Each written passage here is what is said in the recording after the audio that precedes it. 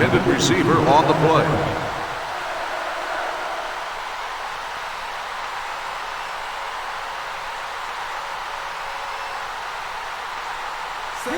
Give him room.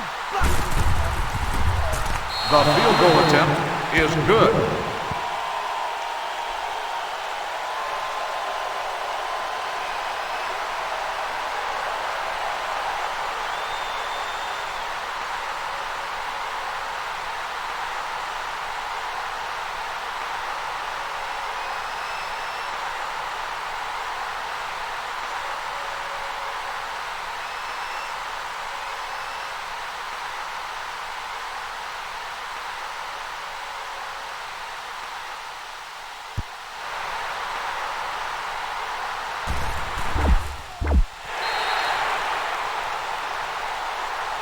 Kickoff return 5 yards. Number 3 on the return. Orlando will start the drive at the 7-yard. That way down, because that is super loud. All right, so this is our 64th episode of Sports Goofs, and I'm joined here by Charles. Andrew will find his way back to the show at some point. He is traversing a very dark forest, and he'll make it out of there very soon. But Charles, how you doing, man? I'm good. Just recovering from the exhausting wrestling world, which we'll get into later on in the show, and surviving another day of the quarantine pandemic, trying to regrow my baby Viking beard. Because I got to have fun with it, regardless of whether or not we're going to fully reopen or not as a state of Florida. I said, let's give it a fair shot to looking like a little addict. So we're going to have fun with this. And I kind of want to shave my head, but I'm not ready for that commitment yet. I feel like there's a very American History X vibe that I would give with the facial hair and a shaved head. I've done it already, man. And it's grown back. It's basically it's covering my ears a little bit now, but it's grown back fairly nicely. And if anybody is watching this right now, you'll notice a stark difference in our layout, and that is because we are finally debuting our brand new system, brand new PC that is powering us in glorious 1080p 60 frames per second. In the background is Arena Football Road to Glory, which only released on the PS2 back in 2007 because somebody wanted an Arena Football League video game, and thus EA made it happen. And it's there. So it's an interesting game. It is very bare bones from what I see. There's not even an audience, but I guess it's not as I don't know if that's a product it. of the game itself or the emulation. But either way, you can at least see the players and the coaches and everything. I've never seen an Arena Football League game. I don't know if that's how things go down. And but it's there. It's in the background, and we'll just it's the I guess. And I made a matchup that would have made Andrew proud. The Orlando Predators facing off against the Florida Firecats. What are we talking about? The greatest sport video game known to mankind, Arena Football League. Yep. I just want to appreciate Francisco. Out of all the games he could have done for our relaunching into glorious 1080p HD 4K, he chose a game that is probably low on the sports radar compared to John Elway Legends or whatever that game was by 2K after they lost the licensing rights. Was it NFL or no, All Pro Football 2K8? That's what it was. All Pro. Yeah, I don't even know if that even released on PC. I'm not even sure. It probably didn't. And was it the so there's that. I was trying hard to find a CFL football game. I couldn't find one. But this is as close as I got, Arena Football, and I wavered on whether I wanted to do this game or a Nintendo 64 game, being that it's our 64th episode. But yeah, I know. Go with that. I didn't have the emulator up and running on my computer by then, so I just went arena football. Let's do it. Okay. But either way, it's there. It's very, very rare. We're yeah, man. This has been quite a revelation. We've done a few baseball broadcasts. On the top right of the screen there, you see something new, and it's thanks to Andrew that we're gonna do another broadcast tomorrow. Baseball simulation, although it's not Major League Baseball, it is college baseball, because there were 2 college baseball video games released back in 06 and 07. And so we'll recreate some College World Series here. Oregon State versus North Carolina. And Andrew is already gearing up for that one. So that's going to be fun. It's going to be different. Yeah, I'm hoping. I mean, I've always wanted to be kind of a sports broadcaster, so this will be kind of probably the closest I'll ever get to it. Well, it's fun. It's fun. Our Major League Baseball broadcasts have already gotten to 6,000 views now, so collectively. So it's going well, and the Japanese seem to love it. And I'm not going to question the Japanese. All right. Why would you? Yeah, they make our best stuff. So, all right. I don't know where to go from here with regards to the show. Somebody hit me. We're not going to change segments because I don't have the graphics ready for it. So, well, if you talk about Japanese Korean Baseball League, did that start up? Yeah, well, we talked about that week yesterday. behind?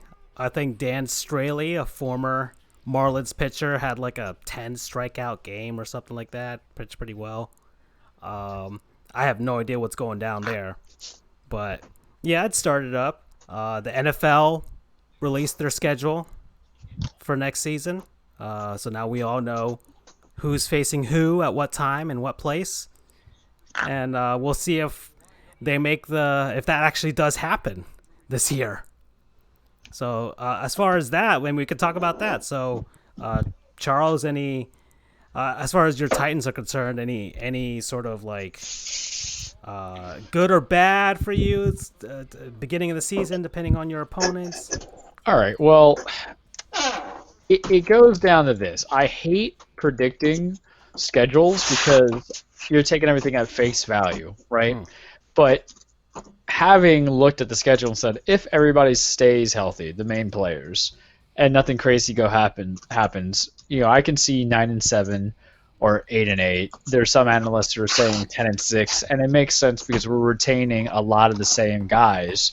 The ones that we lost was Jarrell Casey, Delaney Walker. Mind you, Delaney Walker was injured, and we let some other guys go. But Jarrell Casey hurts out. But looking at the schedule, we open the season against the Broncos, the new look Broncos. I think we'll be okay with that. We can win that. The Jaguars, even with Minshew mania, and yes, even though Minshew beat us last year one game, the Jaguars are just in very much complete tank rebuild mode. You might not even have Leonard Fournette on the team at that point because they're trying to swing him out because they don't want to play him through, I guess. They'll tell you one thing, but we know it's not really that crazy. I'm not necessarily freaked out by them signing a old busted Tyler Eifert to a 1-year deal as their tight end, or Lavisha Chenault, or however you say his name, because every rookie wideout needs to take some steps. I can see us win there. The Vikings, it depends. We don't have the big guy in the middle, so Dalvin Cook might run down our throats.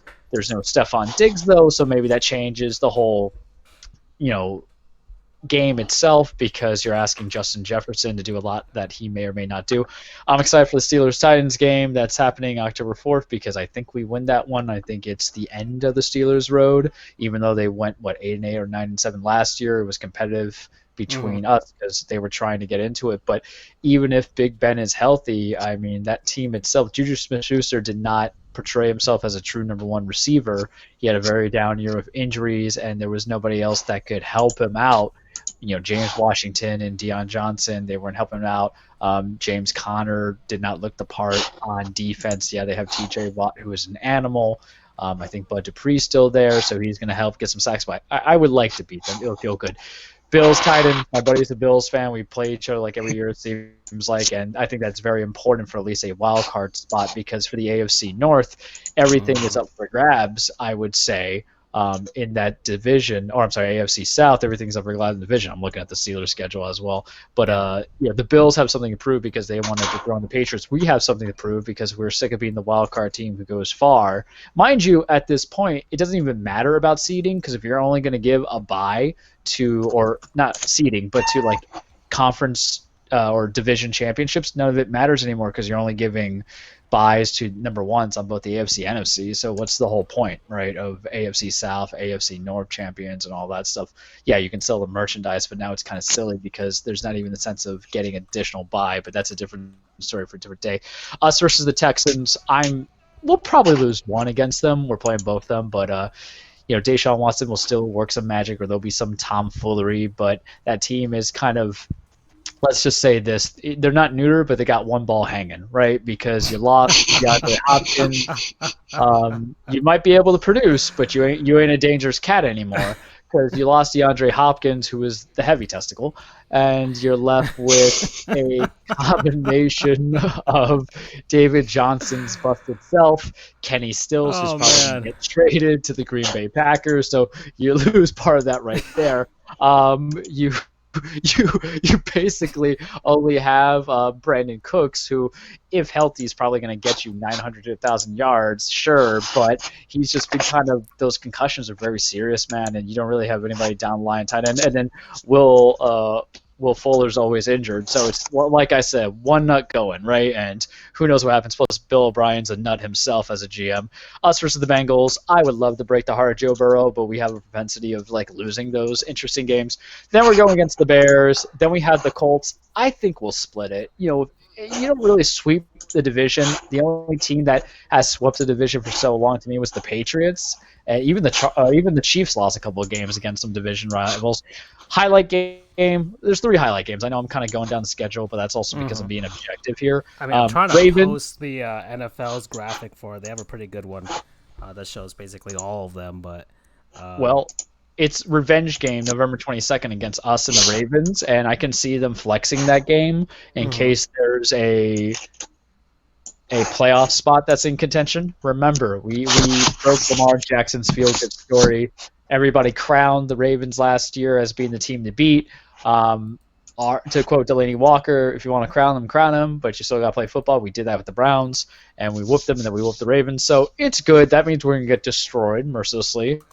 I don't envision us winning that time, because sometimes a good offensive coordinator and a coach adapts from a team that they lost to, and that's what the Ravens are going to do with Greg Roman and John Harbaugh, learning from their mistakes and opening up a little bit. And then we have the Browns. I love beating the Browns every chance we get, especially now. Everybody's like, oh, what a fantastic draft and free agency. Well, congratulations. You're the Super Bowl team of April every year.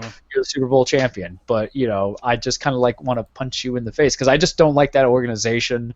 They infuriate me because of how incompetent they are. I feel bad for a fan base who has loyally given money to those people, and Jimmy Haslam and that whole disorganized organization, and they waste talent, and they're a loss of affair. And then the very interesting final game of the season, not final game of the season, but we get the Lions and we get the Packers for that division. I don't necessarily remember playing the Lions. I know we played the Packers a couple years back when we heard them, but the Lions, they're kind of an in-the-way team. I think we'll beat them, but you never know. They got DeAndre Swift, so that's a nice little pickup for them. Is Matt Stafford healthy? The Packers, here's the thing. That's December 27th. It's an 8 o'clock game. Depending how that season goes, is it Aaron Rodgers who's starting, or are we just going to have Jordan Love out? Oh, man. So, oh, boy. I kind of love that whole little storyline drama, even though I thought the Packers really just effed up on their draft, going for Jordan Love and A.J. Dillon and then not bringing anybody. I mean, granted, if Brian Gunkist is going to trade for a wide receiver, now's the time. So they can at least learn the system in quarantine. And then we have the Texans to close out in the final game. So all that effectively 9-7. But who knows? Because we can lose Ryan Tannehill in the first game of the week, and then it's just Logan Woodside for the rest of the season. And then you'll be seeing my backside going elsewhere because I can't watch that man. That was like my one complaint, is getting a here's the idea of, well, why would you need a veteran QB if you have a guy who's been in your system for so long? Because Logan Woodside's been one full year as learning behind us after Tannehill, Mariota, and it's quite simple. It's just reliability. You know what you're getting there, right? It's old faithful in a way when you have that veteran QB just to kind of bridge the gap for a couple of wins. It's the Jeff Garcia effect like he did in Philly, or in the fast food world, it's McDonald's. You don't really want to eat it, but 2 McChickens and small fries goes a long way if you're hungry. And the options are kind of out there. I was reading some stuff like if Cam Newton wants to take a backup job and reprove himself in case of injury, and he's willing to take a minimal contract for a year, hey, swing by Nashville. I have no qualms, because now our options are either him if something happened to Tannehill, or Joe Flacco. And Flacco had neck surgery, and that's always dangerous in and of itself. That's career changing. That's what forced the Colts to get rid of Peyton Manning. But exactly. So, and that was when Manning was still kind of good, and then his neck went out. Joe Flacco was atrocious, partially because the Broncos had a bad D line or O line, and that D line was kind of trash too. I don't care. Von Miller's great, but nobody else was building up on that. And then they were kind of stunted with the Scarinella as their offensive coordinator. Now they got Pat Schumer. But that was just from the basic of things. I saw that the NFL was definitely, even if there was quarantine, they were definitely doing something to the fan bases by saying, hey, we know you might not be able to go see these games, but we're going to broadcast all these highlight games coming in. Yeah. I think Drew Brees and the Chiefs play. I know they're doing let's take a look at it here. So I've got week 1 here, Jets, Bills. The Texans and the Chiefs, so Texas will have to relive their nightmare, so that's great for week 1. Everybody will love that one. Mm-hmm. We've got the Tampa Bay facing off against the New Orleans Saints, so 2 old men facing off. What? You want to talk about, hey, come see football, even if there might not be an audience there. Watch it for Tom Brady and Drew Brees. Yeah, so the Dolphins facing the Patriots. Patriots first game without Tom Brady in a long time. That's going to be interesting. I think Vegas still has the Patriots winning their division. Although some people, did Freddie predict the Bills to win the division? I would assume so. I think he did. And the thing is that AFC East is just so. All the other teams, even though the Bills went 10-6 and Miami went like 5-11, and then the Jets went 4-12, it is so easy to regress because the Patriots, if anything, still have that dominant defense. So this year, the AFC East is getting paired up against the NFC West and the AFC West, along with some the usual one South, one North team. So. Yeah. I mean, the Bills have, let's see, their schedule is, the Jets to start off, so that's a victory. They're at Miami. We'll see how the Dolphins do. If Tua is the starter by then, who knows? But that's probably still a victory for them. The LA Rams, who I don't know if would they have a bounce back season? How much faith do you have in your guy Cam Akers? That's Florida State's highlight right there for their draft. They got somebody who is not just picked in the 3rd round. And listen, 3rd round for a running back is essentially 1st round talent. Right. Sometimes it's just about need and everybody else that's out there. It's all speculation half the time, but he's gonna get a lot of touches. And I don't remember much about him because the 2 years that he was there, it was a very bad team anyway. So you guys were playing behind a lot. I know he's got some fresh legs on him, so that's like a benefit towards it. But the same thing with DJ Dallas going to Seattle. I'm like, why? Why even bother? Guy couldn't really push it through. Plus, you took Travis Homer last year. Let him do his thing. All right, and then let's see. Then the Bills face the Las Vegas Raiders. So they're facing. Still not used to that. Yeah, I know. I have to think about it before I say LVRs. it. Yeah. Then they're at Tennessee. So. Yeah. Then the Kansas City, which is a loss. That's a loss right there. Then the Jets again. That's probably a victory.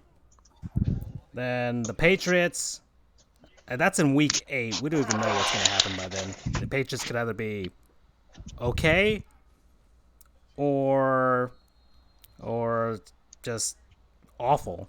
So who knows? So They might let be me in let me tank let me ask you guys this though, not to interrupt it, but to correlate it, because I think there's 3 teams that you're gonna want to watch this season if you're not a football fan, or if you're a fan to a diehard team that's not your team, right?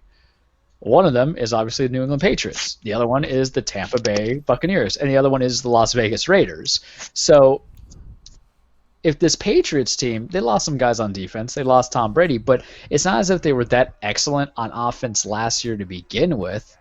And the idea is, yes, Jarrett Stidham might be a below average quarterback. We don't know anything about the guy. I remember when he played in college, but we don't know how he would be in the pros. He only threw like 3 passes in the league last year as a rookie.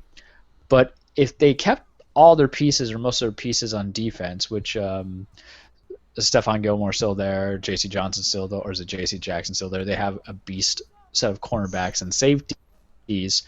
And Sony Michel's still out there running the rock. Hopefully he has a bounce back year. And then you get something out in Keel Harry, and Julian Edelman doesn't drop balls because he is literally a catching god these days. And then, yeah, you don't have a tight end, but I think they're smart enough to adapt their playbook to be something more than just receiving tight ends. And you're hoping that Mohamed Sanu does something. So as long as Stidham can be held up by that offensive line, which they have because they brought back some dudes like Joe Thuney, as long as he doesn't do the pressure throws that a lot of inexperienced players get, wouldn't we want to be more attached to the New England Patriots and watch their schedule? I would assume that Bill Belichick is going to create an offense where he doesn't put that guy in that position to do that. Yeah. And I guess going by Tom Brady's last few seasons, of course he's gotten older and all that type of stuff. So they've also tailored their offense towards that anyways. So it might just be like an average, like Tom Brady is an average quarterback, so you can just stick an average quarterback into the system and it'll still run the way it ran before. And I guess that's the hope for them at this point. I can dig it. Yeah. Let's see. What's some other notables here for week 1? It's the Titans, Broncos, Cowboys, and Rams. Steelers and Giants. All right. Yeah. Week 2, got the Bengals and the Browns, Giants and Bears, Falcons and Cowboys. See if the Falcons bounce back. Panthers and Buccaneers, 49ers and Jets, Jaguars, Titans, Bills, Dolphins, Vikings and Colts, Chiefs and Chargers. The Patriots are in Seattle. That's the night game, Sunday Night Football. And Monday night is New Orleans versus Las Vegas. So we'll see if the Raiders embarrass themselves in front of a national audience. And don't you kind of want them to, right? Yeah, just I because think we all they're do. out of the state. I think America needs that. It's like, everything's going to be okay in the end. If the Raiders it's like suck, last year the scapegoats were the Browns. So Yeah. this year's just going to be the Raiders. And, Gruden doesn't help himself at all. So it makes it easy. Yeah. Yeah, as far as the Dolphins are concerned, I don't know. I still don't see them, unless by some miracle they got something in Tua as a quarterback. I still see I would say like a 6-7 games that they could win here. That's not bad. That's an improvement. It's progress. So it's It progress just towards the goal. depends. Yeah, it Still got a depends on bunch of what you're draft trying to picks. accomplish.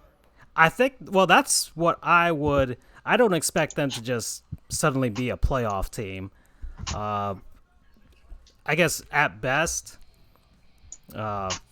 if they can turn around, if they have some upsets, turn around some games, fringe wildcard team, fringe. But I still see about 6-7 wins possibly. Of course, now there's an uneven amount of games, so that's gonna be different. But Are we still going to feel used to that? Was it 17 games now this season? I don't know. It is what it is. The NFL needs its money. Yeah. Other than that, schedule's a schedule. Speculation. It's hard to talk about it, really. It's just like, oh, now there's, now we know what's gonna happen possibly in the future. Who knows if these games even get played? But whatever. Well, let's talk about in the way that we can talk about it, right? Is there a game that you would want, assuming all things perfect, we can at least go back to crowds and stuff like that. What is the game you said, Charles, if I had extra money and government keep throwing us some stimulus checks so we can use it in this effect, what is that schedule that's circled on, or that game that is circled on your calendar that you want to pay money to see live, if you even like going to live events? Let's see. I'm basically just pinpointing the Kansas City Chiefs because they're the defending champions. They do because look at this. They face the Buccaneers, so they also face the Saints. So that's already two matchups of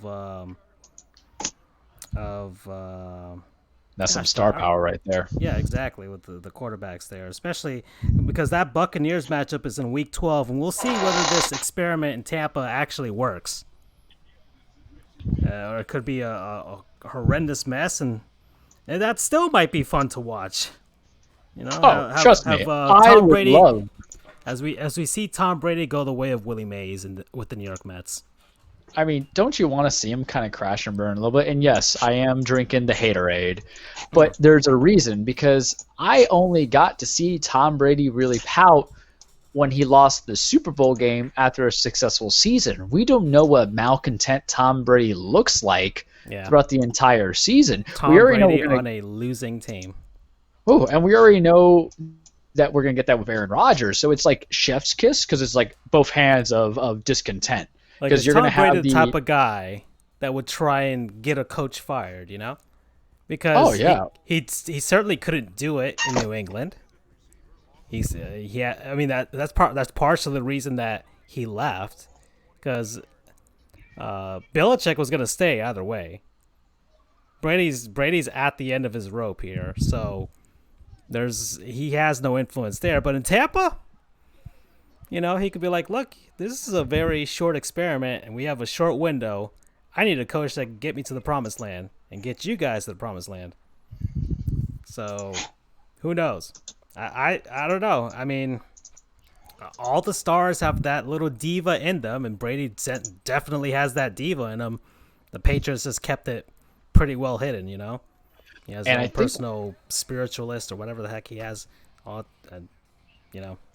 I think what happens too is that this is a different narrative of Tom Brady leads the team. That's what you've seen the last couple of years in New England. Now it's really like Tom Brady's just an addition to the team, because no matter what, that team was always going to be there with Mike Evans and Chris Godwin kind of leading the way on offense, a very strong built team.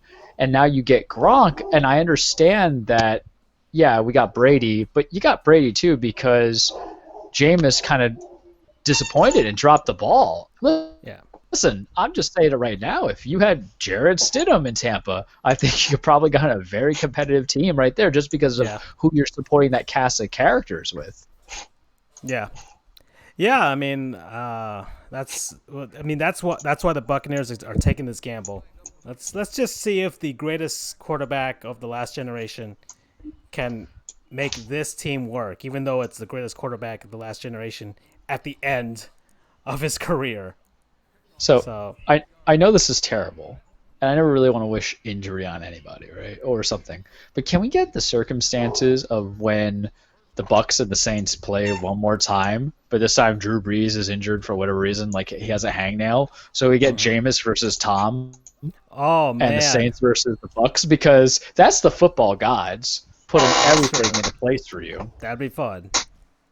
I mean, when is their second match? I mean, the first matchup we know, but when's their second matchup? I believe it's in November, because I was looking at those tickets to go, because I went last year to Raymond James Stadium, and that's when there was no one that was there when they played the Saints. Yeah, November 8th, Sunday Night Football. That's injury season. Maybe maybe it can happen. So that's What week is that? That's week 9. So week 9, and the Buccaneers bye week isn't until week 13. So that is very far away for them. Sheesh, week 13 for them to get their bye week. But all right. In fact, they're one of the last teams to get a bye week. Who pissed in their boots, right? In that schedule making. Yeah, because New Orleans, their bye week is in week 6. Complete opposite here. I'd be All a little right. bit frustrated. So, well, we're a half hour in here. I don't know how much more we could talk about the schedule. The only thing I would say is not the schedule, but Monday Night Football once again changing their announcing team. That's no true. longer going to be Joe Tessitore and Booger McFarland. And I thought Tessitore and Booger McFarland were better than Sean McDonough and whoever they had prior. But I think we all want Mike Tirico. In our hearts, we want Mike Tirico, but it's not going to happen. I like Joe Tessitore. I think he has a very sports broadcast radio voice. Booger McFarland, you could take or leave it. There's not a lot of personality in there, and sometimes that doesn't happen. I don't know who you put in there. I've seen Twitter feeds say Dan Orlovsky and a couple other guys, and I'm just like, just give me an analyst, someone who actually play the game. Maybe give me a personal coach and give me a middleman, and we're good. Yeah, we don't need ESPN to ESPN it up at this point. And by that I mean, going for like the TMZ type of crowd, looking for more sports drama and stuff like that. I mean, we don't have to go to the extreme of getting Dennis Miller in there either. So. Oh my God. Although, some people have said it would be funny to see comedians like Bill Burr. I don't know if you guys have heard of him, but he's especially funny. Just to hear him riff on a game, but just as a separate broadcast that you could pay for or whatever, just on a Patreon account or something. I have no idea. That would be pretty fun, but that's only for a certain crowd, But all right, well, that's the NFL. Where do we go from here? AHL canceled their season, so that happened. There's not much else I can talk to about that. NHL is still trying to figure out what the heck they're trying to do here. Do you see that if the AHL canceling its season, would that have a kind of trickle-down effect to the other sports organizations, or is it because of the fact that it's so small time? Well, as far as the NHL is concerned, for hockey, I don't think it'll affect the NHL's operations. The one proposal that I have heard being discussed is that the NHL would restart possibly around like either late June or July, kind of where baseball is trying to restart up. And rather than doing a complete resumption of the season or just jumping straight into the playoffs, they're trying to. One of the proposals is, all right, I think like either the 6 worst teams or what have you, or the 7 worst teams, really, because it's 31 teams. Those teams will just not play.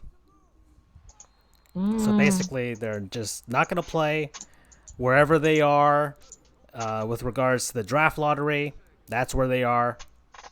They had no chance. Why have them play games that are essentially meaningless, even though, they would be meaningful against a team that's trying to make the playoffs, or even for teams that are trying to tank.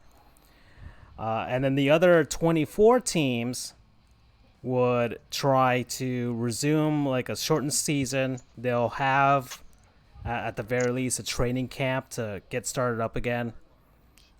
With regards to the players getting reconditioned to hockey. And because the NHL still hasn't opened up their practice facilities, so players have to kind of find a way to skate on their own, which is basically just strapping on some rollerblades and trying to figure out where they can skate. And then go from there, and that would be the season. And the other proposal I heard was, all right, so we'll have those 24 teams. I think like the top 4 teams in each conference will automatically will automatically make the playoffs, and then the next 4 seeds will be determined by a tournament of some sort or a series of games between those remaining teams, and whoever comes out with the best records from that will fill up the last 4 spots in each conference, and that would be the playoffs right there. And then they just start the playoffs, which I guess is sort of fair. And I don't mind the proposal. I think it's okay for what it is. Honestly, I think they should just jump right into the playoffs just for time's sake, because we're talking about this season, 2020. What's the plan for next season? Because usually the NHL and the NBA, they start around, like, NHL is usually around early October, and the NBA is around late October or early November. So how are they going to do this? I would assume they would want to finish their playoffs within like a month or a month and a half, and then have a break for those players, even though they've had a break now, and then see how they're going to start up the next season. But maybe that's not their concern at this point. Maybe they'll just even shorten the 2020-2021 season for both the NBA and NHL. And that's a possibility too. So that's the stuff heading into next year. I guess we could kind of segue this into one of the things we're going to discuss with regards to how this is going to affect players that are at the end of their rope with regards to their career. So we had mentioned on our Facebook chat a guy like Vince Carter, who hasn't officially announced that he would retire at the end of the season. But how old is he now? Is he like 40? He's got to be in his 40s now, right? Like 41. Yeah, something like that. So it's getting hard to see him going into another season. Maybe if it's a shortened 2020-2021 season, he can play one last season, maybe have a farewell tour of some sort. Plus, does his role even matter, though? And I know that sounds kind of harsh to say. I mean, look at the team he's on. Yeah, It's the Atlanta Hawks, right? Yeah. I mean, I think he's mainly on the Hawks just as a teacher, as a teacher of the game at this point. That's kind of where his career's kind of come down to. So I could see a team, maybe even the Hawks, just like, let's give this one more go round. They could sell tickets to that too. Hey, see Vince Carter one last time. I don't see the Raptors re-signing him, to be honest, but just even for like a farewell season of some sort, because he just would be coming off the bench. But who knows? There's a fantastic beef history video on SB Nation about Vince Carter and how Toronto and him, the city itself, or even the nation of Canada, hated each other. And then finally have healed those wounds from way back when, and now it's all good between Vince Carter and Canada. So I wouldn't mind seeing that, but I find it very difficult to see a guy like that continue on. Joe Thornton's another guy, San Jose Sharks. He could have gone to a contender at this last trade deadline for the NHL, just to see if he can give it one last go around, but he decided to stay in San Jose, even though they have no chance of making the playoffs this year. I mean, the guy, he looks like Ryan Fitzpatrick's dad. I'm trying to describe that to you, Charles, but Andrew, would you say that's a fair comparison? Yeah, it's pretty fair. Yeah, Let me check out Joe Thornton. I I can see it. I can see it. Oh, you got him on there? Yeah. Yeah, I'm just looking on my phone. All right, so I mean, it's hard okay, for me this to is terrible. see that guy play another season. But him He without the could, beard but makes I him don't look know like who John would want Elway. him. Well, what's his primary position in the He's limited a knowledge of defenseman. it? Okay, I mean, you don't think at I that think he's a age? defenseman, right? No, no. No, I think he's a Joe Thornton? winger. Yeah, he's a winger. Okay. But he's let's see how long he was drafted back in 1997. He's 41, or he's gonna be 41, and I don't know what team would want him at this point. The Sharks need to rebuild. I think it's time finally for them to rebuild. They've had this core for so long that they missed their window. They had it. They had a very large window, a very long one. They got to one Stanley Cup final, but they just couldn't win it. So I don't see how Thornton's gonna make it another season. The Sharks really do need to rebuild, and maybe they rebuild with him on the lineup and just as once again a teaching sort of position. But it's hard to say whether they're gonna bring him back or not. He's on a year-by-year basis at this point. Maybe once So again, does maybe a a short veteran? weapon. I'm sorry. Go ahead, because I was just going to expand on him a little bit in a question. I was saying like maybe a shortened 2020, 2021 season. He could come back for that, and the Sharks can kind of roll the dice one more time to see maybe they get lucky there. But it's hard to see him go one more season. So the question I have for hockey, for someone who's been around that long, does re-signing a veteran allow that kind of valuableness that you get in the NBA? Now, mind you, the whole purpose of a vet on an NBA team like a Vince Carter, for all intents and purposes, is the mentoring and making sure the young guys don't lose their composure when they're in the middle of a funk, or if they're losing in the quarter, or they're just in the midst of a losing season. Because for me, all hockey players kind of play till they're old. Because I think about Yaromir and Jaeger, and he was kind of outstanding a little bit even in his older age. So I don't know that dynamic if you have Joe Thornton, who is in his 40s, coming into it, and how it's different from him being a vet that's signed, because you don't really see a lot of it in baseball. It's such a small roster. It's important. In football, forget about it. You play a certain position that's past the age of 29, and you're out. Only man. kickers last that long. Yeah, only kickers, or And unless you're a quarterbacks. quarterback, right? Yeah. It's interesting. You have four quarterbacks that are old, but it's because they're winning, and then they got rid of Rivers over in LA because they weren't winning. And that's the thing with San Jose. The Sharks aren't winning anymore. The window is shut. They need to rebuild. They signed Erik Karlsson, believing he would be one of the best defensemen. It might be a bad signing at this point. They got Evander Kane. He's been a good signing. They traded for him. They brought him in. But the Sharks team needs a new direction. And it may not be a full-on rebuild. It might just be all right, get rid of some of these pieces. Joe Thornton, you're taking up a spot in the lineup. I don't know if he's as good. You can have him as a fourth-line winger, sure.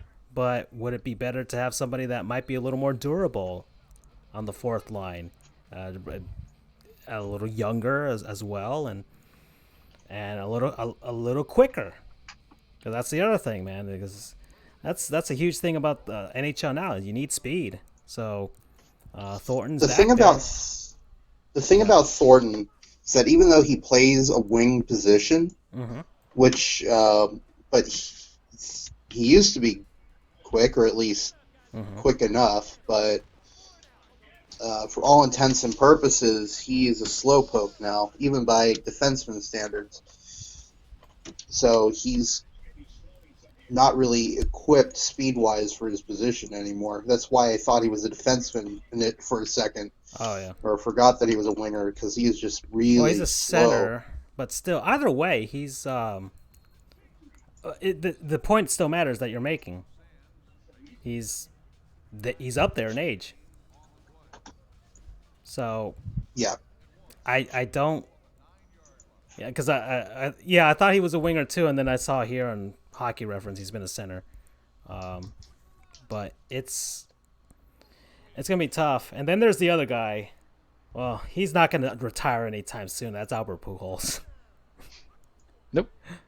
That man is not gonna retire. And that's where baseball is kind of weird because they engineer their contracts to just basically have this old man on a young team dilemma. Mm-hmm. You know, it's going to be something that's going to happen 6 years from now when you have the Mike Trouts and the Manny Machados and the Bryce Harpers. Giancarlo Stanton on the Yankees. Have fun with that. And Carlos Stanton. Well, I don't think he's going to be on the team that long. But remember, in baseball, there's always a sucker. There's always a sucker for a trade, for anything else. All you got to do is toss in some prospects, the benefits of not really having a salary cap, even though they call the luxury tax. That I say not so much. But, Pujols in this position, he's a DH. If for some reason in this season happens with the 82-game proposal that I've been seeing and he knocks out 10 to 15 home runs, some people would say that's a contribution and that's a good idea to keep these guys. Baseball players, you might lose the arm if you're in the outfield, but if you could transition into the DH position, and there'll be a lot more older players, I feel, going into the MLB if the NL just designated hitters, man, just put that position in there. You would definitely have one balance for me, for being, a fan of the style of having a DH, and then two, just a lot of those older players are in there. But he would be going, assumingly, probably a few pitchers going out there too. I think Pujols, I don't want to say he's the oldest player, but he's like the oldest one I think of that's actually notable. Right. In the back of my mind. So, I'm sure Yadier Molina's up there. Yeah, he's 40 years old now. So he's 40. And I'm trying to look at his contract here. I think there's still 2 years, man, on it. So, yeah, okay. So, yeah, his last season will be 2021. He's going to get paid $30 million. Wow. And I would assume he would want his farewell tour, so he's going to stay for that one. Yeah, and you know what? For somebody like that, you kind of do it, even though he's been a ghost of the past or shell of the past, whatever phrase it is. It's just he was the guy who kind of lived out his contract. And here's the thing about baseball, too. We know once you sign out those 10 years, you're never going to really fulfill it. Mike Trout, as great as he is, and you guys have heard me kind of like gush over him 2 years ago. We already know that back nine is going to be tragic the same way. I'm looking at some of the oldest players yet in the MLB going on. I don't even know if this article is probably current because, of course, MLB.com doesn't update anything. This is pretty cool that Baseball Reference has they have a simulation on Out of the Park 2021, which is a baseball management video game. And so right now, if the season had been played, they projected Pujols to have played 35 games. Okay, had 24 hits, hitting .220, which is not good. Only one home run and only driven in 9 runs. So yikes. Yeah, this to this point in the season or to the whole to this point in the season, he would have played 35 games, and they projected him to have a .220 batting average, and a .320 on base percentage, a .284 slugging. Like he's not even an average player anymore. And his speed is completely gone. There's a fantastic video by Foolish Baseball just about how slow and unathletic Albert Pujols is.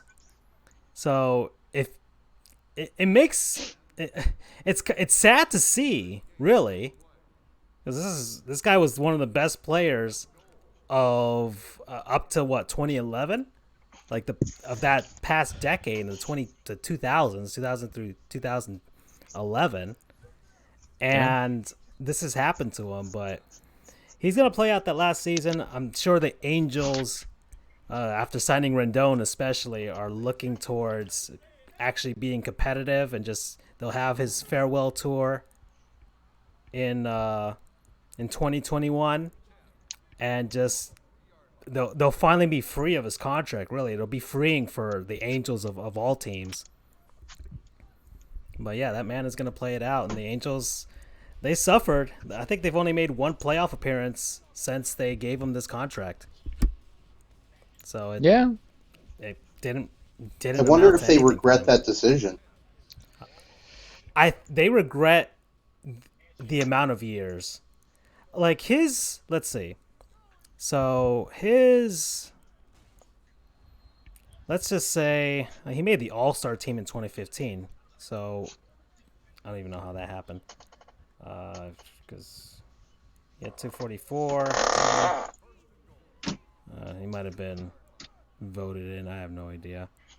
And the Angels hosted an All-Star game around that time, possibly. Anyways,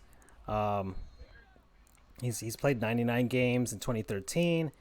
He only played 131 last season, and he's a DH now at this point, so that's not even good. 117 games in 2018. He's had surgery on his foot a few times now. It's getting bad. It's not getting any better. But yeah, the Angels, I would say, I mean, those first up till I guess 2016, it might have been worth it, because he hit 31 in 2016, 31 home runs. And he had on average 29 home runs, hit 266, which isn't bad for a power hitter. Drove in 98 runs. That's not too shabby, especially when you have Mike Trout in the lineup too. Mm-hmm. But these last few seasons, oh boy, they have not been good.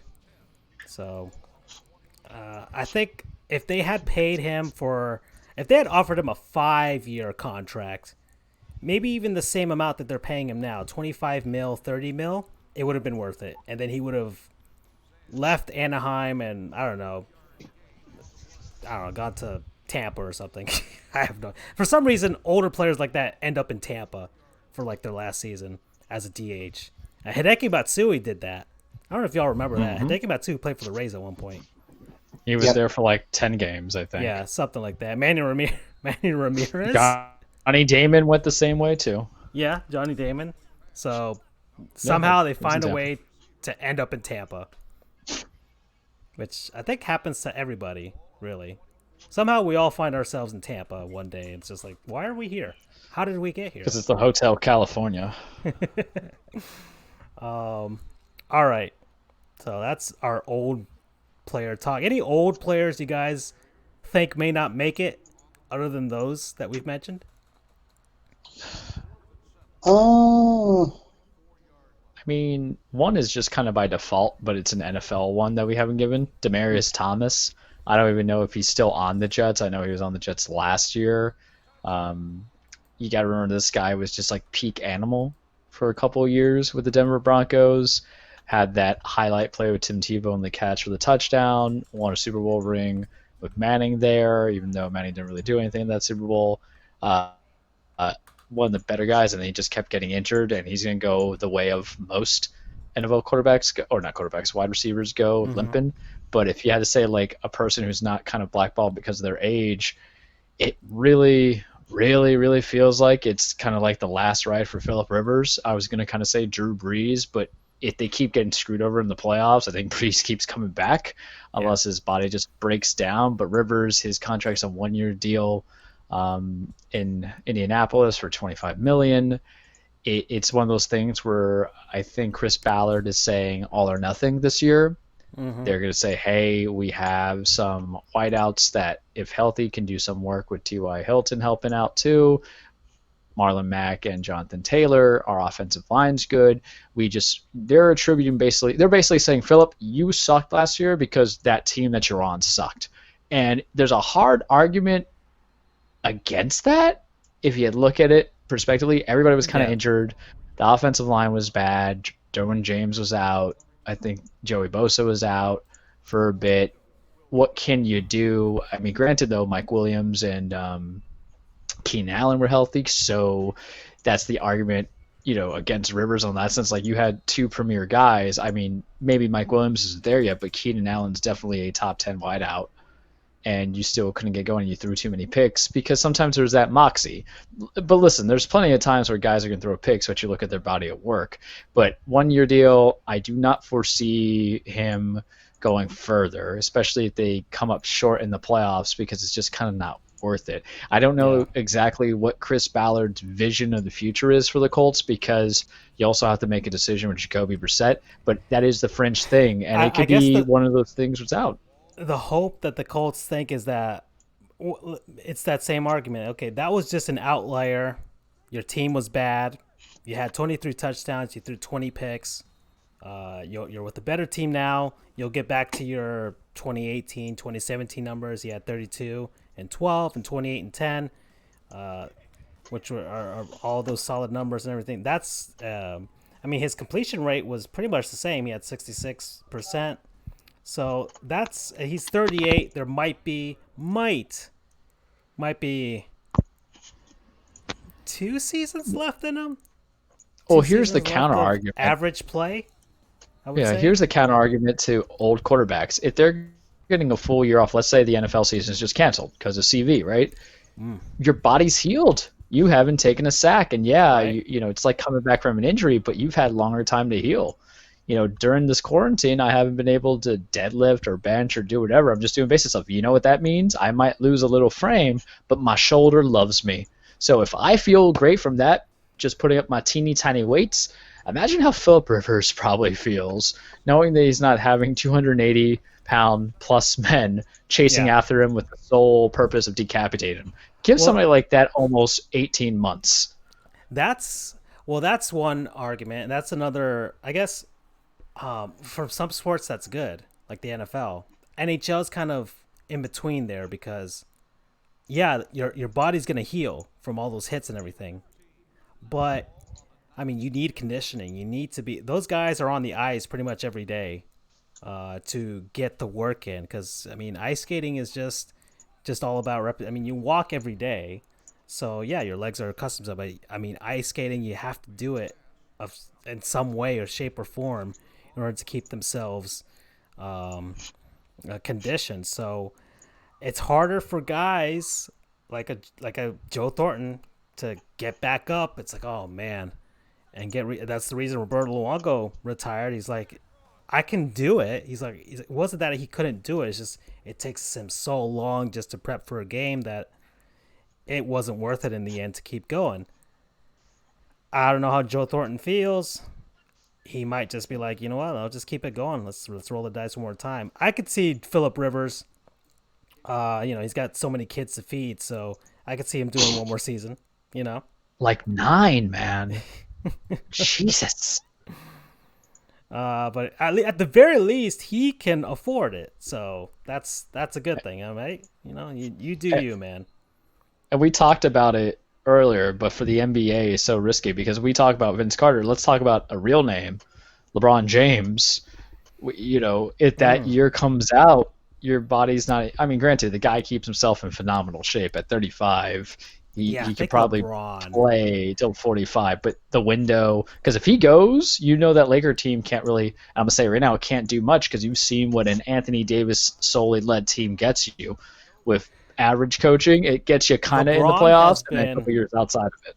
LeBron has been lucky. He hasn't had any sort of major injury that has required a surgery or anything like that to miss significant time. The problem will be if and when he does get that injury. And we don't know when that's going to happen or if it ever happens, but I feel like, if he doesn't get that injury, if he doesn't have an injury like that, I feel like he's going to go to 40. But if he does, then it'll just be, maybe 37. I have no idea. It depends on how serious it is.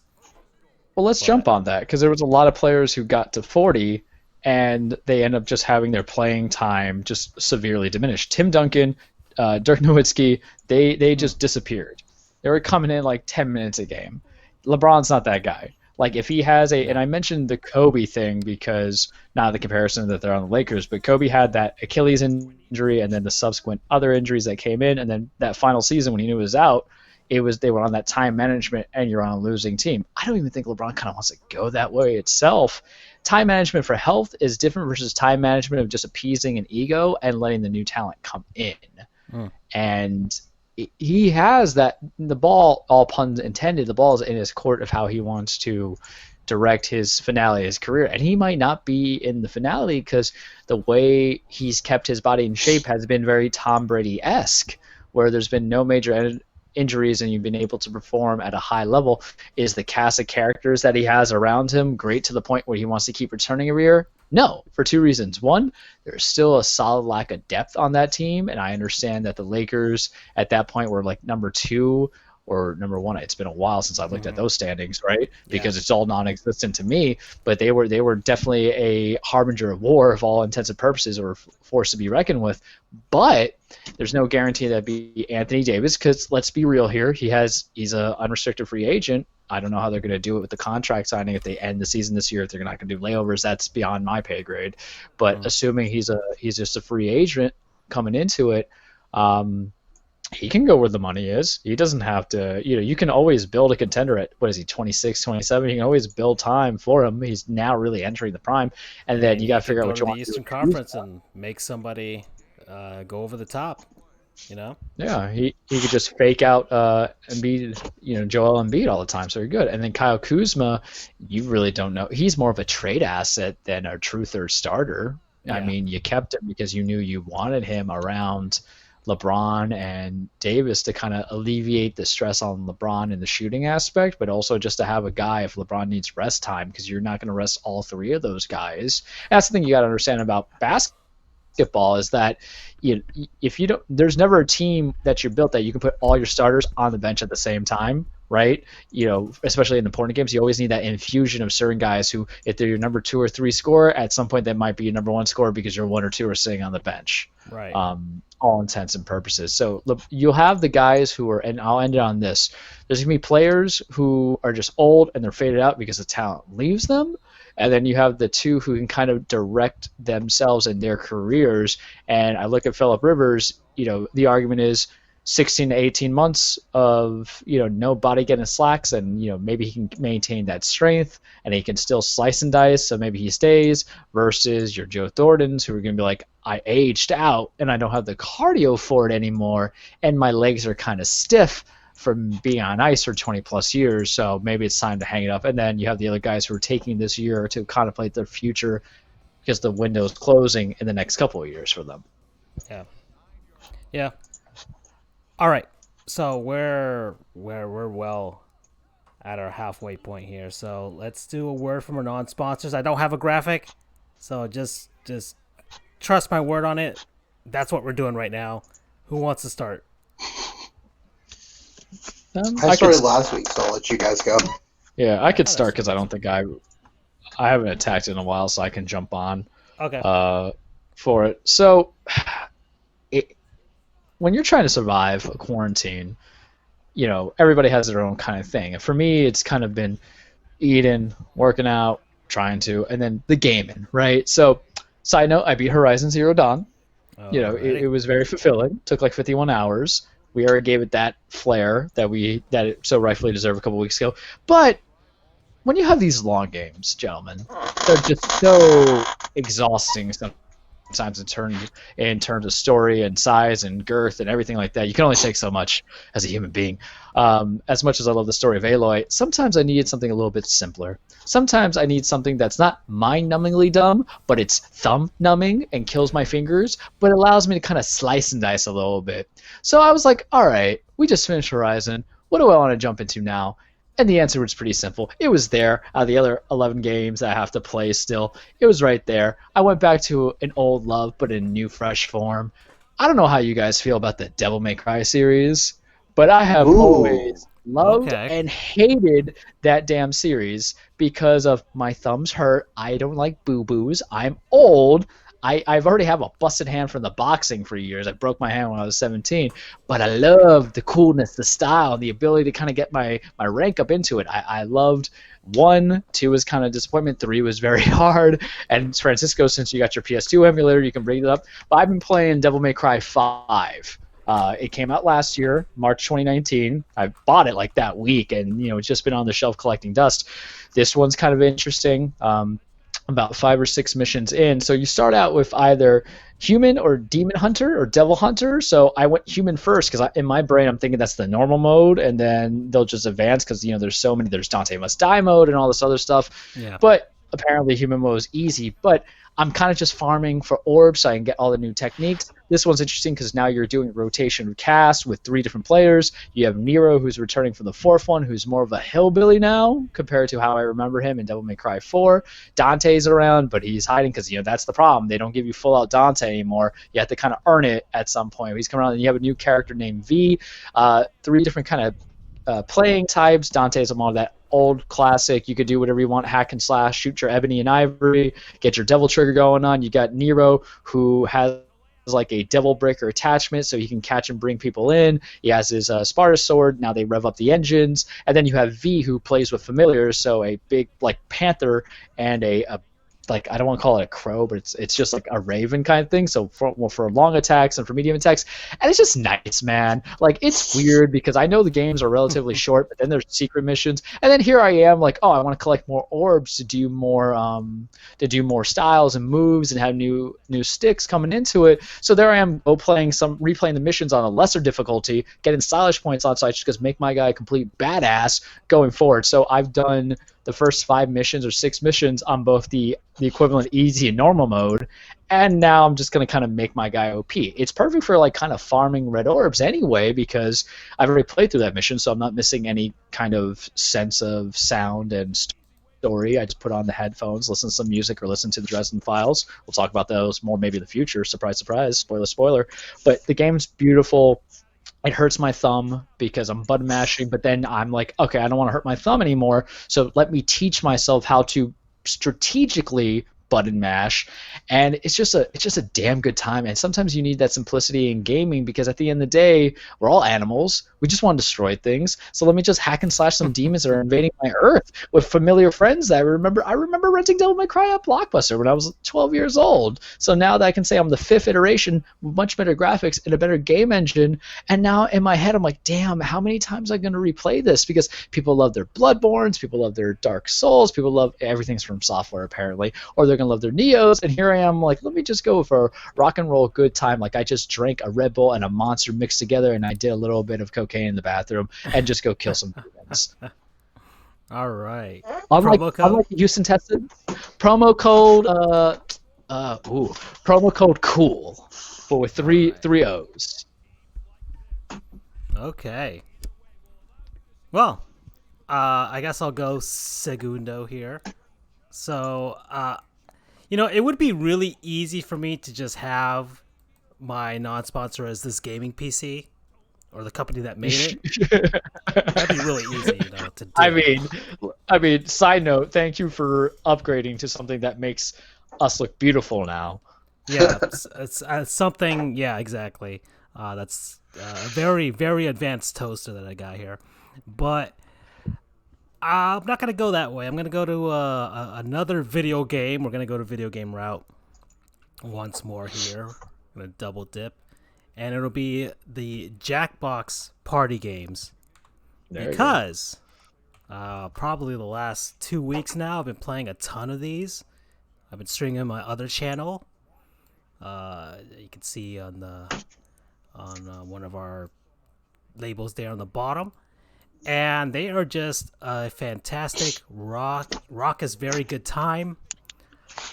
And it's so easy to play. Anybody can play it. You just need to have some sort of device, either a computer, a phone, or a tablet. And you can join up in any game, any place in the world. If you see somebody streaming it, you can be part of the audience. It's on pretty much everything that you can think of. There it is, Steam, PS4. There's one on PS3, Xbox One, Switch, your iPads, your Amazon Fire TV. your androids, and there's 6 party packs now. I have party pack 2 and 3, and Drawful 2. Those have been those are just great. You'll have a really good time. One of our favorites that I play with my we played last weekend. My sister over on Mother's Day with my sister, my brother-in-law, and my dad. It was Trivia Murder Party. Yes. Yeah, that's a good one. It's a fantastic one. Just think Saw, but you kind of feel good about being trapped in by this insane guy. So that's great. Bidiots is a good one too. TKO is also a fun one where you just make T-shirts. You make funny drawings and funny slogans for it. And I always love to make funny slogans in TKO. I have a ton of them, like "Why'd you sleep with my dad?" I mean, that right there is already the makings of a good T-shirt. You just need the image. So that's the stuff that I come up with. So if anybody wants to play, I mean, you can head over to my other channel. If not, just go on Twitch. There's probably 4,000 people already streaming one of those games anyways. Promo code, "Why'd you sleep with my dad?" Anybody else has the Sublime song stuck in their head now? Or is it just me? I think it's just you. All right. So I'm actually going to keep with the video game theme here. Ooh. My non-sponsor is something called Golf with Friends. Golf with Friends. Golf with Friends. You might be able to find it on other platforms, but I have it for Steam, which means I'm not going to say anything bad about my computer. I love it. It's gotten me through a lot of work. Anyway, so it is a first person or third person. It's a mini golf game. You control it solely with your mouse and a couple of keys, and it's crazy. It's putt-putt, not mini golf. So you've got crazy, like Egyptian pyramids level. You've got Candyland, basically. I think they have a haunted mansion. They have a space station, I believe, is one of them. So there are tons of, and they have fun little extras that you can do. You can have the ball bounce. You have little power-ups you can do as well, where you can knock other players off the course. You can speed up. You have jetpacks. It's complete madness, but it is so much fun. And not to mention that they have collision mode. So if you're playing with multiple people, you can just be a total jackass, and just as they're ready to line up for a perfect shot, you just kabam them out of the way and totally fuck everything up. Nice. And that's a lot of fun to do. And that I usually do that when I'm backed into a corner of, I'm going to hole out, and I'm going to, because you either have a certain amount of time or number of strokes in order to get the ball in. So usually when I'm down at like 10 out of 12, I'm like, screw it. So I'll go and just blast someone out of the way just for fun. That's about as mean as I get. So anyway, Golf with Friends, highly recommend it. I think it's only, let's see, on Steam $15 here. On Steam. Yeah, it's on Steam here. Let me see if I got a price here. It's $10 right now. That's $10. Okay, so $10. Yeah, you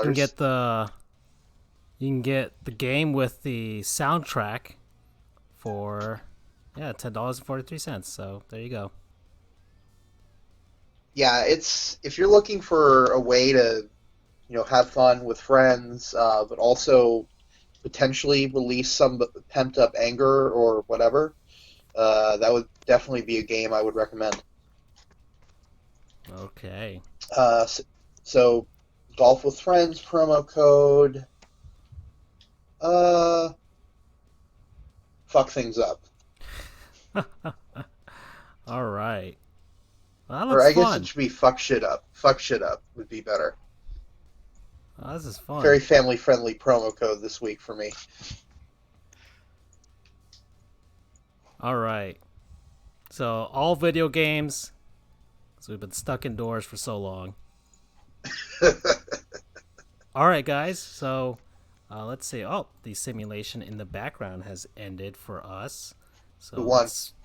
let's see. I don't know. I don't even know. I guess we'll have to look back on the episode. So, Andrew. Okay. So who should we? Man, let's take a look at these Arena Football League teams here. The Austin Wranglers. I don't know what. The New Orleans Voodoo. Yep. That's a cool name. The Tampa Bay Storm.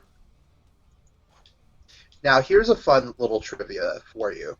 So, the Orlando Predators, who kind of still exist, well, first off, the AFL officially closed its doors this season. Wow. Or was it last? It was recently. I think it was this season before everything broke out. So they were just done as it was. They held on for a long time. If you want to, like Carson the Oracle did, consider this as another football league. I guess you can consider it in competition with the NFL, although not really, because it was a spring league, not a fall league, and arena football is very dissimilar to pro football. But I digress, or to grass football. I don't know. So that disbanded.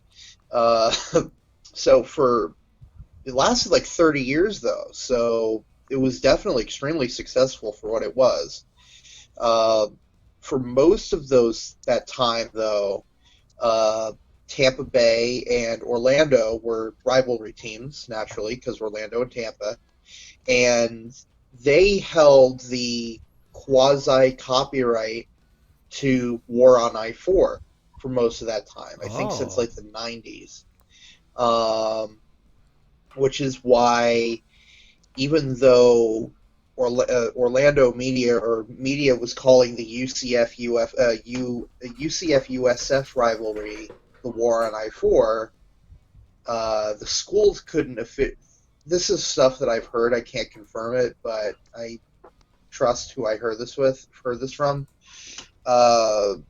That's why they couldn't officially use the term War on I-4, was because that was still hanging around.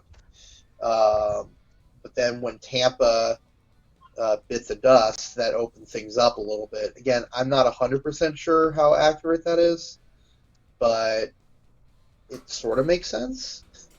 Yeah. Okay. That's interesting. What other teams do we have here? So, the Philadelphia Soul, the San Jose SaberCats. Oh, another fun fact. Oh.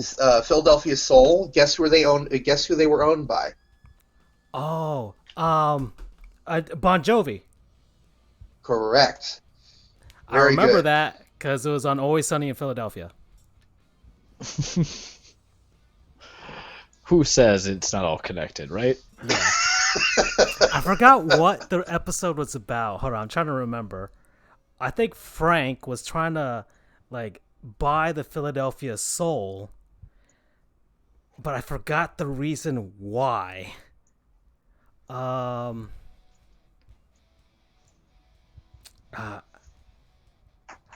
think he was trying to buy the Philadelphia Soul, and then Mac tried to pretend that he had cancer, and he had the bald cap on, but he didn't shave his eyebrows, so he didn't fool the person at all. But I forgot the reason why they were there. Anyways, well, I'll figure it out someday. But yeah, that's the reason why. Chicago Rush, the Arizona Rattlers, the Grand Rapids Rampage, the Orlando Predators, of course, the Nashville Cats with the K, by the way, Cats with a K, the Las Vegas Gladiators, the Georgia Force, the New York Dragons. I think they played at the Nassau Coliseum, right? Maybe. Seems like a place they would play at. Columbus Destroyers, the Dallas Desperados, the Colorado Crush, the Kansas City Brigade. That's a pretty cool logo. All right. The Utah Blaze, the Los Angeles Avengers, the Oklahoma City Yard Dogs. Dogs spelled DAWGZ. So you can clearly tell this was the mid 2000s. Yes. The Memphis Explorers, the Manchester Wolves, the South Georgia Wildcats, the Tennessee Valley Vipers, the Arkansas Twisters, the Tulsa Talons. Yes, my hometown Talons. Oh, okay. The Birmingham Steel Dogs, the Quad City Steamwheelers. I feel like I'm gonna see like Cold Steel the Hedgehog at one point, because it feels like some Sonic fanfic is about to pop up here with some of these logos. Spokane Shock. Is it Spokane or Spokane? Spokane. All right, well. I guess the Wilkes-Barre Scranton Pioneers, the Stockton Lightning, the Macon Knights. Man, how many teams existed for this thing? Well, the AFL was so big at one point that they had their own minor league. They had the AFL too. Yeah, I guess maybe it doesn't distinguish from one or the other here, but that's how I know about the Talons, is that they were an AFL 2 team. Oh, okay. So I guess that's what's happening here.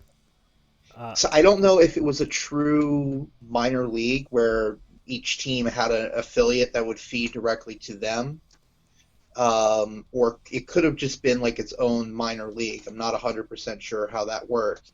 Mm-hmm. But I don't know. Either way, there were a lot of teams that played arena football. Well, we haven't run out. The Everett Hawks, the Florida Firecats. Where did they play at? Florida Firecats? Yeah. I've never heard of them, so. Huh. I wonder where they played at. Redaction, it was Pepper, not Sublime. I shame myself. You should shame yourself. I should. I don't know why it just kind of came into that, but the song is "Give It Up" by Pepper, and then there's one part of the song where he goes, "Why you gotta sleep with my dad?" And you're like, "What the hell?" I've seen them live twice. They get a shout out. "Give It Up" and "No Control," 2 good songs. All right, so Let's see. Florida Florida Firecats. Firecats. They were in Estero. Oh, so where the Everblades play? Germain Arena. Yep. What the hell is? Oh, Estero, and I was correct. The AF2 was the AFL's developmental league. Oh, okay. All right, so somehow they made it work, but the NFL chooses not to. All right. Well, I mean, it's hard we can go back to this argument as to, is it necessary to have a minor league when you have a whole system that's already developing your players in the NCAA, and they're doing that for free? So, well, at least free for the players are concerned, you know? But anyways, that's a whole other argument. You guys, if you want to go down the road, we can. But the Louisville Fire, the Amarillo Dusters. God, this is just getting more ridiculous. The Rio Grande Valley Dorados, the Central Valley Coyotes. Oh man, the Albany Conquest. It's some of these. Okay, I'm not. None of these are historically accurate. The Green Bay Blizzard, the Bakersfield Blitz. Oh, now we're really getting deep here. The Bossy. My God, The Bossier Shreveport Battle Wings. Dear Say Lord. that 5 times fast. Oh my God. And one team is locked away. I don't even know what that one team is. But there's a locked team there, so I don't know how you unlock them. I don't know who they are. They better be like the Acclaim games, just a team full of iguanas, because that would be fun to see. Like I think there's like a cheat code for that in like All-Star Baseball for like 2000 or 2001, where you can just play a team of lizards. So I'm hoping that's something that they did here. But yeah, those are all of the teams in this game. So that's the Arena Football League. May it rest in peace. I guess so. So we're just gonna pick some random teams here. The Central Valley Coyotes against the Quad City Steamwheelers. Let's go. All right. What other topics can we talk about, guys? I don't even have a minor league team ready for us, but here's the Arena Football League, so I guess that kind of counts. And we learned about the Florida Firecats a little bit, so there you go.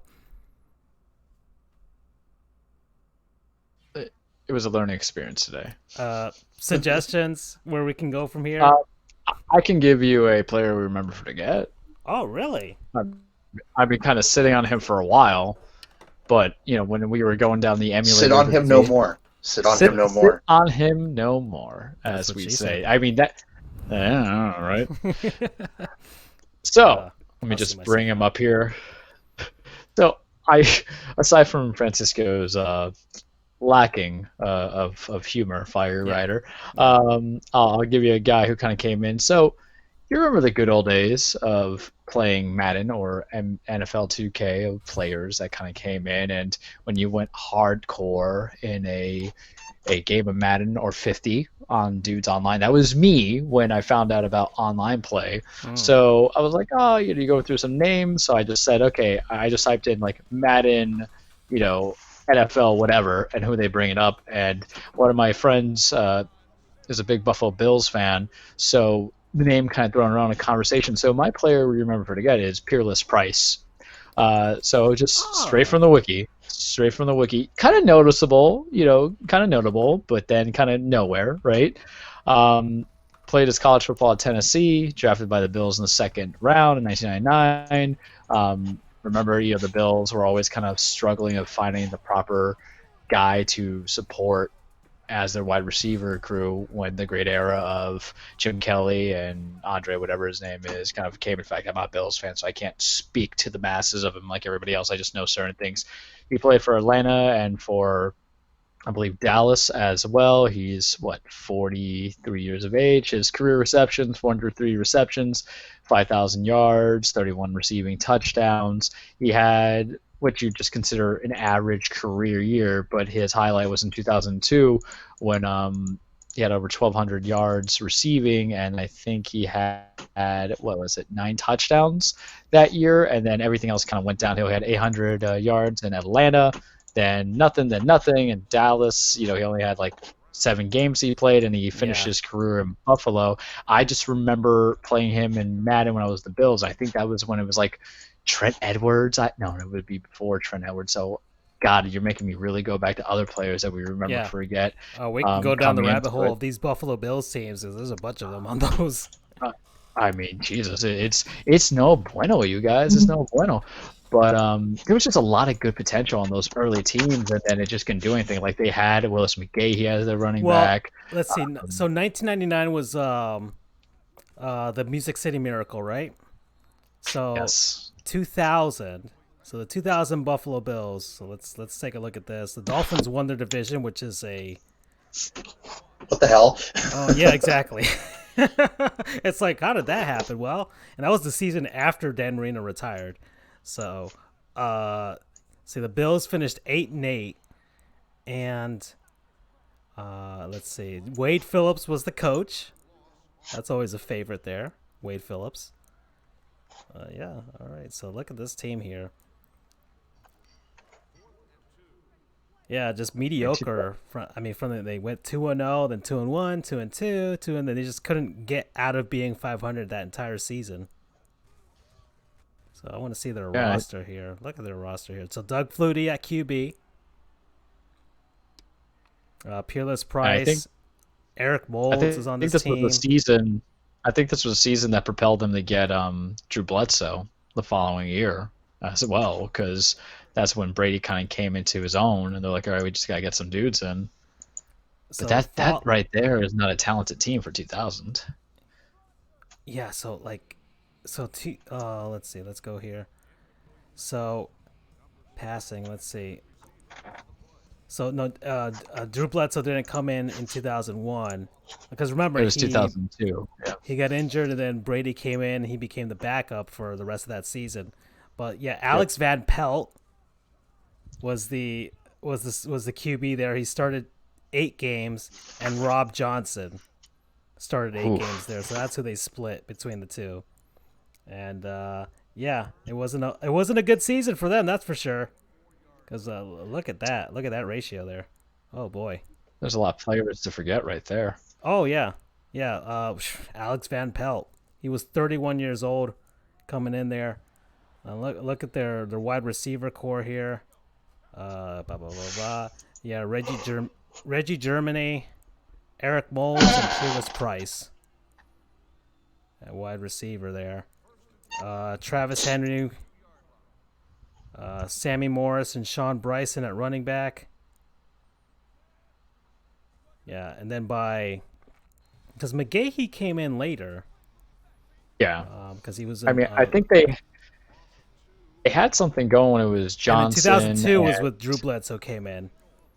Yeah, they had something with Drew Bledsoe, Willis McGahee, and then Peerless was kind of around, and I think they had Roscoe Parrish. I'm fucking, excuse my friend, we're throwing names out here. I'm trying to remember on. They had Takeo Spikes, I think, on their defensive end. Yeah, let's see. Defense. Trying to go by alphabetical order here so I can see here. So Spikes was not on this team just yet. And man, yeah, and this Bills team also finished 8-8. So it's like they were right there, but it's like they just could never get out of being mediocre. Then they went 6-10, and then it was all downhill from there. So let's see here. Continuing on here. Sheesh. Yeah, there's a bunch of guys on this team. They went 6-10. 2004, they went 9-7, but still didn't make the playoffs. Mike Mularkey was the head coach. Drew Bledsoe. J.P. Lossman was on that team. And then Willis McGahee came in there, 23 years old. Scored 13 touchdowns. 1,128 yards that season. Yeah. So it seems like they were finally getting out of it. They went 5-11 and 7-9, 7-9, 7-9. Oh my God, 6-10, 4-12. Yeah, then. Man, I thought the Dolphins suffered, but man, 9-7. 7-9, 9-7 again. Yeah, this has been a wild ride, and then it finally got to 10-6 last season. So that 9-7 season. So yeah, all right. So that was an interesting take there, going down some old Buffalo Bills. Kind of went down the rabbit hole slightly, not so much on him. I don't know what Peerless is doing now. I mean, the Wikipedia doesn't tell me, but yeah, I'm sure that's kind of the trouble that I've had with the baseball broadcasts. Some of them, you get some nice stories. It's like, oh, he's still in baseball, right? He's doing this. But some of them, it's like nothing. They've either laid low, or you don't want to know what they're up to right now. But I mean, and some of the guys, it's like the only notable entry is like their controversies is like, oh man, do I want to go down this list? Maybe. All right, let's see. How many times were they arrested? Or what did he say about this religious sect? I don't know. Let's find out. That's People be crazy. Oh yeah. All right, where do we go from here, guys? We're at an hour and 34 minutes. I'm sorry for my lack of preparation, but it was all just to get this thing up and running today. It took me all day, honestly. It really did. Do we believe you? Should we believe you? I don't know. Yeah. We just accept what you tell us. Oh yeah. No, it took Well, forever. Well, I threw this out there yesterday in the group chat, and since we have some time to kill on getting loopy, let's get a little loopy on it. What was it, word association or the form of media that describes your team? I've thought about this a lot. With regards to the Florida Panthers, for my team, I would akin the Florida Panthers to the Sonic the Hedgehog franchise. And here's why. They were awesome in the 90s. It seemed like they could do no wrong. Then around the 2000s, they had a rough patch, a really bad rough patch, and then they kind of went completely in the toilet, which is, I guess, our Sonic 06 in a way. Had a nice surprise in 2012, which I guess would be like Sonic Colors, Sonic Generations. It's like, oh, okay, let's see. And then 2016, it's like, oh, all right, they have a fantastic team. It's all going great. That's like our Sonic Mania. It was like, man, the Panthers are back, everybody. It's just like the 90s all over again. And then they completely go into analytics, trade away a lot of players that people feel that should have stayed on the team, kind of moved away from whatever identity they were trying to establish, thought their younger players were ready, and have not lived up to the expectations that everybody has had for them, despite the talent and knowing what the winning formula is. So I would say that's our Sonic Forces. It's like, all right, we can stomach it. It's not that awful, but man, it's so disappointing at the very end anyways. So yeah, the Florida Panthers are the Sonic the Hedgehog of hockey. Oof, and I liked Sonic Forces too, ironically. Well, it's like Sonic Forces isn't bad. The Panthers aren't a bad team right now. They're just not good, and that's what I would call Sonic Forces. It's not a bad. You would have to basically pirate it to enjoy it. Yeah, like it's okay for 2 or 3 hours. It's like, okay, I did that, but it's like, man, what could have been had they spent a little more time, were a little more patient, did things a little better, had made better decisions. I have no idea. So yeah. Garth Oostveen. I think I pronounced that right. I thought, okay, we can call him Garth Brooks if we want to. I could work too. This is a musically themed episode at the same time. So, all right. So, although actually that reminds me, I came up with a name for hard to pronounce, and I'm still trying to fill out that list because, well, for one, I think you would know how to pronounce it, Francisco, and then I just have the one. How are you doing, Garth? We're doing well, and yourself? So, I guess one of them would be, I guess, a Hispanic player of some sort, so maybe that's how I would know, but all right, you get that. I need to make a graphic for that too, so I will get to that at some point as well. All right, Charles, do you have a team that you would ache into a form of media? Yeah, and for me, I'll go on with the it's kind of weird because I'm kind of shooting from the hip, but I think when these kind of segments that have us go down the rabbit hole, it's better kind of do it with a team that you didn't plan for versus the team that you did plan for. Because originally I was going to say the Titans and just call it like Waking the Dead, which I think was a move year to Billy Crudup and Jennifer Connelly just because of the title. But if we're going to the Yankees, everybody always calls us the evil empire, and references Star Wars, but that's too marketable. It's kind of weird. You are good. It is with Jennifer Connelly. Yeah, I looked it up the other day, and then I found out they made a BBC show called Waking the Dead that's about cold cases, and now I kind of want to watch that. So it's like, damn you, my own imagination for kind of coming into it. But I'm trying to think, if I'm thinking of the Yankees, it's kind of weird to explain, but when you say it out loud, it kind of makes sense in your head when you're justifying it. It's kind of like a game of solitaire, because you know where the pieces are set up, and you know what the goal is to put it back into one spot. And you want to go into it, and it's addictive because it's... Hello? Charles, are you there?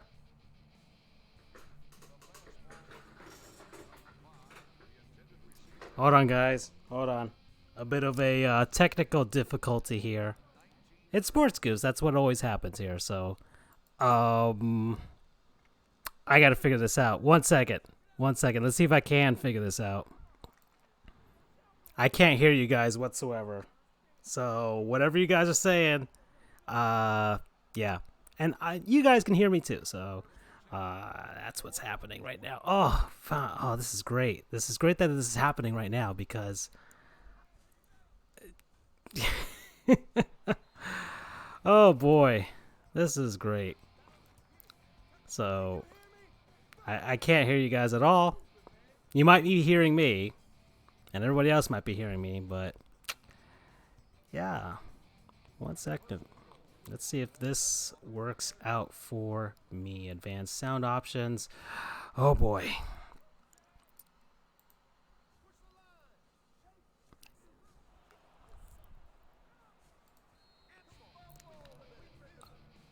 Oh boy, oh boy.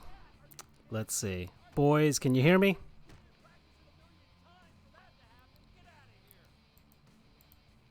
All right, hold on. Let's make another change here. Ball on the 2-yard line. All right, guys, can you hear me? Hello? God dang it, Matt. How about now? All right, so I can't hear anybody. They can't hear me. So I might just have to call it from here. Thank everybody for watching Sports Goofs. I'm just gonna have to call it. I can't get the sound working, so we're calling it. I'm out. We're done.